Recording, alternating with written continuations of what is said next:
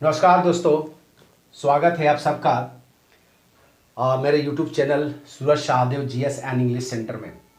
दोस्तों, इससे पहले हम लोग पार्ट 1 में कंजंक्शंस के बारे में स्टडी किए थे। आज हम लोग यहाँ बात करेंगे कुछ और कंजंक्शंस के बारे में। क्लास शुरू करने से पहले दोस्तों आप लोगों से निवेदन होगा कि मेरे इस वीडियो को लाइक और सब्सक्राइब ज़रूर करें और बेल आइकन पर जाकर बेल आइकन को ज़रूर दबाएं ताकि मैं अगला कोई वीडियो डालूं तो उसका नोटिफिकेशन आप तक पहुंच जाए। आइए शुरू करते हैं दोस्तों आज का क्लास। दोस्तों, आज हम कंजंक्शन के बारे में बात करेंगे। एंड, बट, और, unless, until, like, as, however, since, so, when, while, as if, as long as soon as और प्रोवाइडेड। सबसे पहले देखेंगे हम लोग दोस्तों एंड के बारे में, और एक है बट और एक है और। जब कभी भी हम एंड को कंजंक्शन रूप में प्रयोग करते हैं दोस्तों, इसके पहले का वर्ड अगर पॉजिटिव सेंस का है तो दूसरा वर्ड भी क्या होना चाहिए? पॉजिटिव सेंस का होना चाहिए। अगर पहला वर्ड नेगेटिव सेंस का है तो दूसरा वर्ड को भी नेगेटिव सेंस का प्रयोग होना चाहिए। अगर बट है, अगर बट के पहला वर्ड अगर पॉजिटिव सेंस है तो दूसरा नेगेटिव, ये कॉन्ट्रास्ट बताता है। बट जो है कॉन्ट्रास्ट बताता है, और जो है ये भी आपका कॉन्ट्रास्ट बताएगा। अगर पहला पॉजिटिव तो दूसरा नेगेटिव। कहने का मतलब क्या है? अगर हम किसी को कहते हैं कि कोई व्यक्ति अच्छा है एंड बेईमान है, डिसऑनेस्ट, ये क्या हो सकता है? गलत। क्यों? क्योंकि पहला सेंटेंस जो है गुड पॉजिटिव सेंस का है और डिसऑनेस्ट यानी कि बेईमान नेगेटिव सेंस का है। ये एंड के साथ नहीं चल सकता है, यहां पर चलेगा बट। उस प्रकार अगर हम कह दें कोई व्यक्ति क्या है कि पढ़ने में कोई क्या है, he is good but intelligent. अब क्या कहता है? कोई व्यक्ति क्या है? अच्छा है लेकिन इंटेलिजेंट है, तो अच्छा बात है। कोई अच्छा है और वो इंटेलिजेंट है तो दोनों क्या होगा? पॉजिटिव सेंस के वर्ड है, इसलिए यहां पर बट नहीं चलेगा। इसमें क्या चलेगा? एंड चलेगा। उसी प्रकार से और भी क्या है? कोई व्यक्ति क्या है?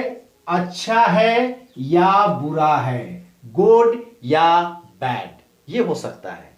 कोई व्यक्ति ईमानदार है लेकिन सीधा साधा है।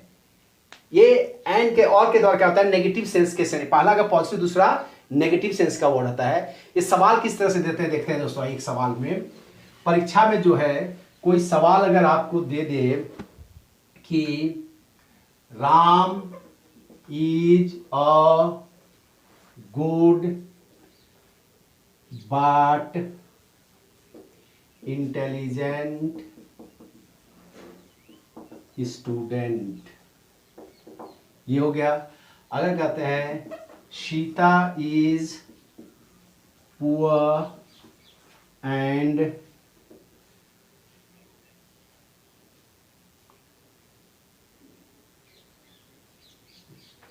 सीता इज गुड एंड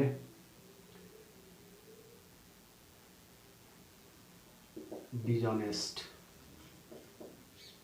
ये अगर सेंटेंस दे दे कि Ram is a good but intelligent student, यहां पर सेंटेंस क्या हो जाएगा? ये good positive sense, intelligent positive sense, but नहीं चलेगा, यहां पर एंड चलेगा। Sita is good and dishonest, यहां पर एंड नहीं चलेगा, यहां पर बट चलेगा। Is that clear?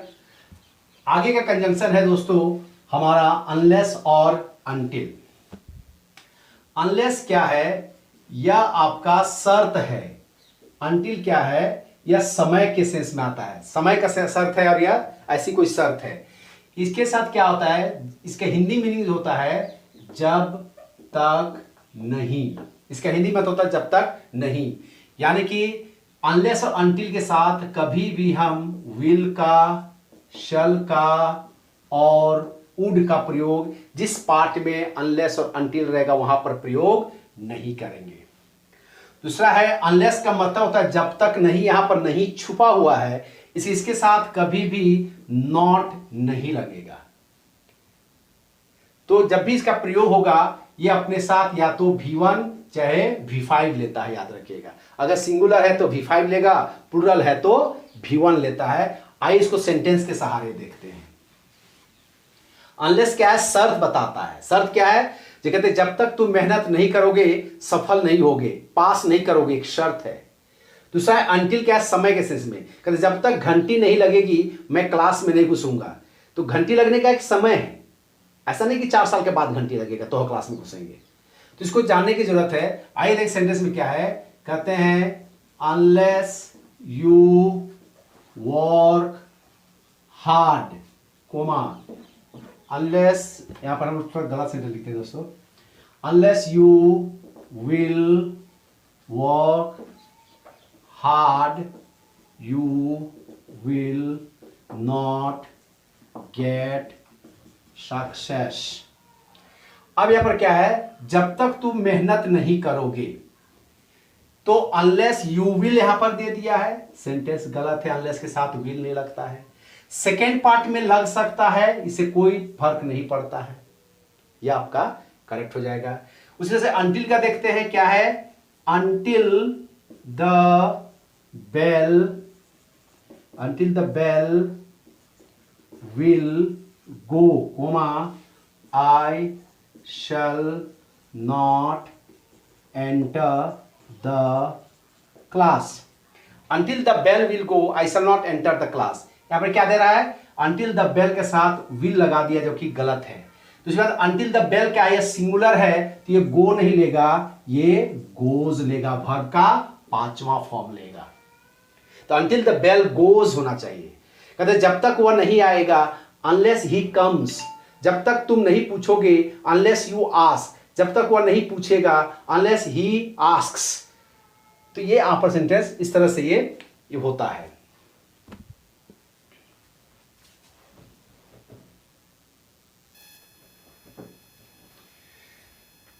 आगे दोस्तों देखते हैं,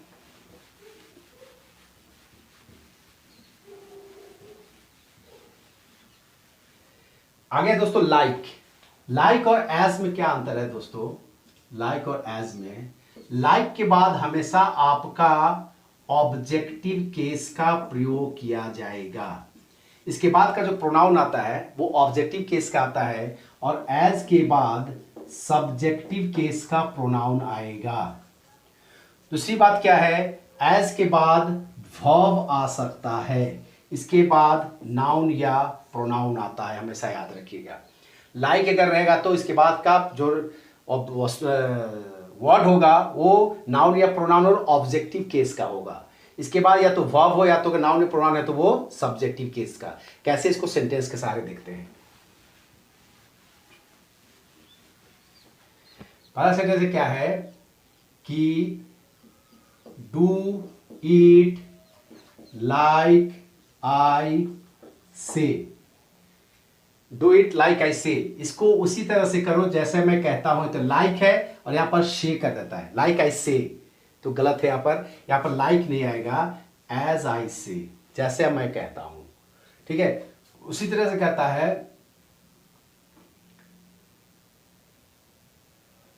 ही लाइक्स मी, यहां पर ऑब्जेक्टिव केस का सेंटेंस आया है। दूसरी जगह क्या है, he is as good as I, ये सब्जेक्टिव केस आया है। वो he is as good as I, यानी कि लाइक के बाद क्या आएगा, ऑब्जेक्टिव केस, और एज के बाद क्या आता है, सब्जेक्टिव केस। ये दो चीज है इसको यहां पर ये कर सकते हैं। तो डू इसके साथ वर्ब है तो एज आ गया, लाइक के साथ मी ऑब्जेक्टिव केस, एज के साथ सब्जेक्टिव केस, और अगर एज के साथ वर्ब नहीं रहेगा तो लाइक आता है। ये कहते हैं क्या है, this is the pen like mine, this is the pen like mine, ठीक उसी प्रकार का पेन है जैसा मेरा है। तो लाइक माइन, मेरे जैसा है, तो माइन आ गया यहां पर आपका। ये होता है दोस्तों लाइक और एज में अंतर। उसके बाद है दोस्तों अगला है हाउएवर, फिर भी, तो भी। इसके साथ में कोई ज्यादा रूल्स नहीं होते हैं। इसका सेंटेंस क्या है, तो भी फिर भी। ये कहते हैं क्या है कि भारत के पास सब कुछ है फिर भी भारत एक गरीब देश है। कहते India has everything, India has everything, however it is a poor country. यहां पर हाउएवर क्या हो गया, भारत के पास सब कुछ है फिर भी यह एक गरीब देश है। तो यह हाउएवर का इस्तेमाल इस तरह से फिर भी या तो भी। कहते हैं कि वह सब कुछ जानता था फिर भी नहीं बताया। He knew everything however he did not say anything. कहते वह ग्रेजुएट है फिर भी अंग्रेजी नहीं बोल पाता है। He is graduate however he can not speak English. तो हाउएवर का प्रयोग उस तरह से होता है। उसके बाद सिंस है। सिंस यहां पर कारण है दोस्तों, कारण बताता है। कारण क्या बताता है, कहते हैं क्या है, since I saw him comma I am better now. Since I saw him I am better now, चूंकि मैंने उसे देखा अब मैं बेहतर हूं। तो यहां पर सिंस क्या बताता है, कारण बताता है दोस्तों। उस प्रकार से सो है। सो है दोस्तों क्या है, ये आपका इस तरह से बताता है। जैसे कहते हैं अगर वो ऐसा कहता है तो वह, जो व्यक्ति ऐसा कहता है वह झूठा है। कहते whoever says so he is a liar। अगर कहते हैं whoever says so comma he is liar। तो यहां पर क्या होता है, जो भी ऐसा कहता है वह, यह भी एक प्रकार का आपका कह सकते हैं कारण बताता है। उसके बाद अगला वर्ड है दोस्तों when। when क्या होता है दोस्तों, when के साथ कभी कभी आपका वीआईएनजी देता है जो गलत है। यह अपने साथ वर्ब का वीआईएनजी फॉर्म नहीं लेगा, जब भी लेगा तो V2 या V1 ले सकता है। जैसे कहते हैं क्या है, जब मैं सड़क पार कर रहा था, हिंदी में कहते हैं जब मैं सड़क पार कर रहा था मुझे गाड़ी ने ठोकर मार दी। अगर हम कह दे when I was crossing the road, when I was crossing the road, a scooter hit me। जब मैं सड़क पार कर रहा था मुझे स्कूटर ने मार दिया। यहां पर क्रॉसिंग जो दिया हुआ है ये गलत है, यहां पर when नहीं होगा, इसके स्थान पर हो जाना चाहिए था while। यानी कि while अपने साथ वीआईएनजी लेता है जबकि when अपने साथ V2 लेता है। तो ये हमेशा याद रखिएगा, while का प्रयोग करेगा क्या, जब वीआईएनजी आएगा, और when के साथ में वीआईएनजी नहीं आता है V2 ले सकता है, तो यहां पर while हो जाएगा। दूसरी बात क्या होता है, जब मैंने उसको देखा जब मैंने उसे देखा when I saw him, ये करेक्ट है यहां पर, he was crossing the road, he was crossing the road। जब मैंने उसको देखा तो वह उस वक्त सड़क पार कर रहा था। सेंटेंस करेक्ट है यहां पर। when के साथ यहां पर क्या दे दिया, वर्ब का दूसरा फॉर्म दे दिया है। उसके बाद है दोस्तों एज इफ। एज इफ क्या होता है, मानो। एज इफ क्या होता है, मानो। और इसके बाद का सेंटेंस अगर हेल्पिंग वर्ब है तो वो हमेशा वर होगा, और अगर वर्ब है तो हमेशा वर्ब का दूसरा फॉर्म आता है, हमेशा याद रखिएगा। अगर हेल्पिंग वर्ब है तो क्या लेगा, वर लेगा। सब्जेक्ट चाहे जो भी हो, सिंगुलर है प्लूरल है, कोई फर्क नहीं पड़ता है, वो लेगा तो वर ही लेगा। और वर्ब अगर इस्तेमाल किया जा रहा है तो अपने साथ वर्ब का दूसरा फॉर्म लेता है। कैसे देखते हैं आइए। कहते हैं कि she speaks as if she was a queen. यहां पर क्या कहता है, वह ऐसा बोलती है मानो कोई रानी हो। तो यहां पर एज इफ के बाद हमने कहा है हेल्पिंग वर्ब का प्रयोग हो रहा है, तो ये वॉर नहीं ले, वॉज नहीं लेगा, यह क्या लेगा, वॉर लेगा। तो यहां पर होना चाहिए था शी वॉर अ क्वीन। दूसरा सेंटेंस अगर हम देखें वर्ब के रूप में तो वो क्या हो सकता है, वो अपने साथ वर्ब कैसे लेगा देखते हैं। He behaves as if he knows everything। वह ऐसा व्यवहार करता है मानो वह सब कुछ जानता हो। तो he behaves as if if as if he knows नहीं लेगा, V2 लेगा he knew. Is that clear दोस्तों? तो एज इफ के बाद जब भी अगर हेल्पिंग वर्ब लेगा तो वर, और अगर वर्ब लेगा तो वर्ब का दूसरा फॉर्म। उसके बाद है दोस्तों अगला हम लोग देखते हैं as long as. As long as ये क्या है? जब तक। यह अपने साथ कभी भी विल, शल और वुड नहीं लेगा। एज लॉन्ग एज के पार्ट में ये कभी भी अपने साथ विल, शल और वुड का प्रयोग नहीं लेता है। इसका हिंदी मतलब जब तक। कहते जब तक मोदी जी देश के प्रधानमंत्री हैं पाकिस्तान आक्रमण नहीं कर सकता है भारत में। जब तक मैं यहां हूं मैं तुम्हें पढ़ाऊंगा। तो क्या कहते हैं? As long as I shall be here comma I shall teach you. जब तक मैं यहां रहूंगा मैं तुम लोगों को पढ़ाऊंगा। तो एज लॉन्ग एज के साथ शल नहीं लगेगा। क्या हो जाना चाहिए? एज लॉन्ग एज आई आम हियर यहां चाहिए एज लॉन्ग एज आई आम हियर। ये सेंटेंस पूरा में सल और बी नहीं आएगा, आई आम हियर हो जाएगा। क्लियर है दोस्तों? उसी तरीके से एज सुन एज का भी अगर ये है तो उसके साथ क्या है दोस्तों, देखेंगे उसको हम। एज सुन एज के साथ भी हम लोग कभी भी विल, सल और वुड का प्रयोग नहीं करेंगे। एज सुन एज जैसे ही, इसके साथ भी कभी भी विल का, शल का और वुड का प्रयोग नहीं किया जाता है दोस्तों। जैसे कहते क्या? जैसे ही। कहते जैसे ही तुम वहां पहुंचोगे मुझे फोन कर देना।